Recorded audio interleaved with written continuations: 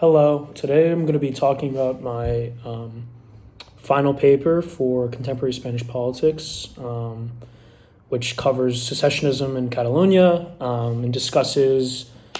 a brief contextual history as well as the opinions of the main parties on the issue, as well as the available solutions and alternatives to potentially solve this issue or at least change the status quo to a better reality. So I begin my paper by briefly giving a contextual summary, kind of describing the landscape, referencing Catalan defeat in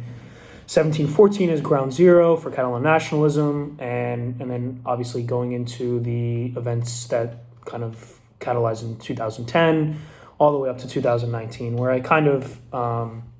lay out that I will break down the main issues, talk about then how the parties feel about these issues, as well as what can be done, what are the solutions. Keep the context brief, obviously, since it's just context. I briefly mention kind of the end of the 19th and beginning of the 20th century and how that affected Catalan and also Basque nationalism, both under Primo de Rivera and Francisco Franco. And I discuss the effects of Franco's death in terms of the transition, the fuero afforded to the Basques based on historical precedent, and kind of the lack of rights or exclusions given to the Catalans, and set up the scene for the financial crisis and how the kind of nagging complaints that the Catalans had always had, now the financial crisis kind of gave the linchpin for those to be materialized. So yes, I discuss everything, all the events from 2010 to 2017, the 2017 referendum. And then after this historical context, I go into the opinions of the main parties. First, looking at the PSOE, discussing how, while they've been an ally in terms of pardoning parts of the 2017 cabinet of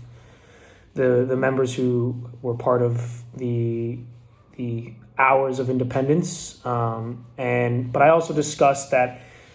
Pedro Sanchez, president and leader of the PSOE, has been firm on that there will never be referendum nor self-determination, kind of in line with the Constitution and kind of politically savvy, some might say. And I kind of highlight how, while they're probably more sympathetic to the Catalans, they're definitely not pro-independence or pro-referendum or pro-self-determination. And then I look at the PP, discussing Mariano Rajoy's tenure as prime minister and discussing how he kind of did nothing about the Catalan issue and played a somewhat of a passive role in causing it in terms of his lack of response, and how the PP, People's Party, is against these peripheral independence movements, including Catalan independence, which transitions me to Vox, who, again, being farther right of PP, who's a right-wing party, actually dislikes the Catalan independence more, and I discuss how parts of the PP's voter base actually moved to Vox because of their complicity in the Catalan saga over the last decade or so, and explaining how Vox actually gained seats in 2019 and how this might have been part of that. Then I look at Podemos, which obviously is the most sympathetic towards Catalan, with Pablo Iglesias making many statements in the past saying that the referendum was legitimate mobilization, that it's part of democracy, et cetera, and he's a little back and forth on it, but in general, Podemos is supportive of, probably the most supportive out of all the Spanish parties that aren't Catalan independent, national Spanish parties, that aren't regional, that support Catalan independence, and that kind of covers the main four parties of Spain. So I then took us down the number of potential solutions, including the status quo, secession, which is unlikely, obviously, as I've kind of mentioned, forms of federalization or confederalization that kind of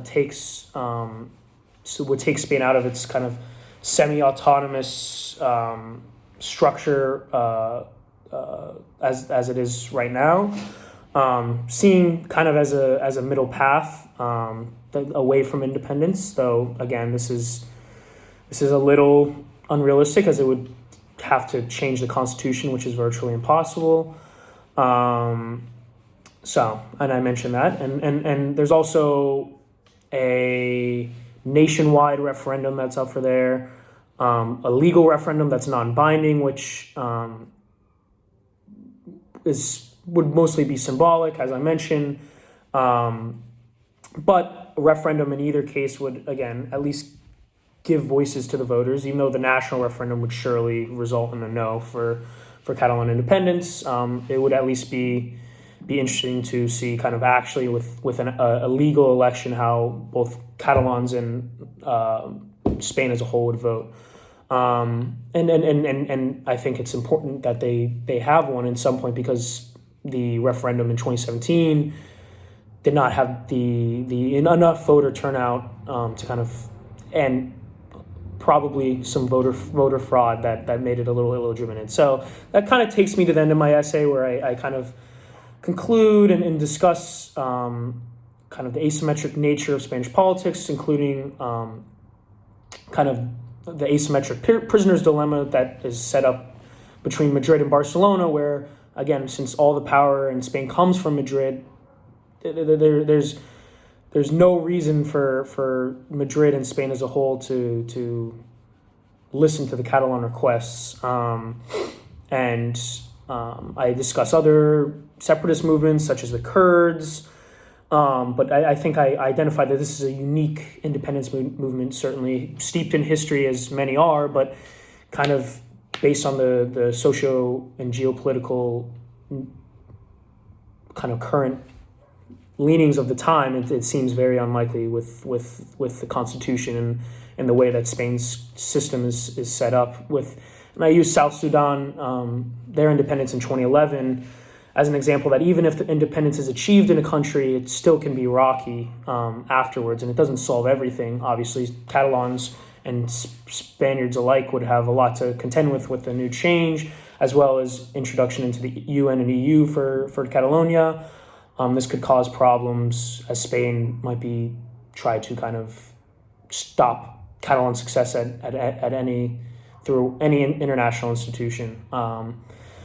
I think I conclude that the federalist institution is the biggest compromise, but again, Spain has no incentive to surrender power, and it would take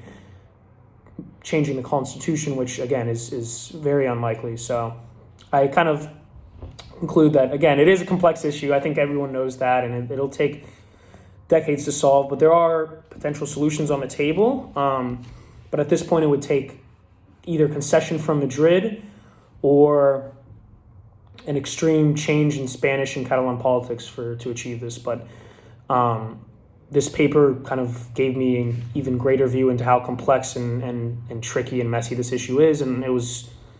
a joy to research and write it. So I'm glad I had the opportunity to do so. Thanks.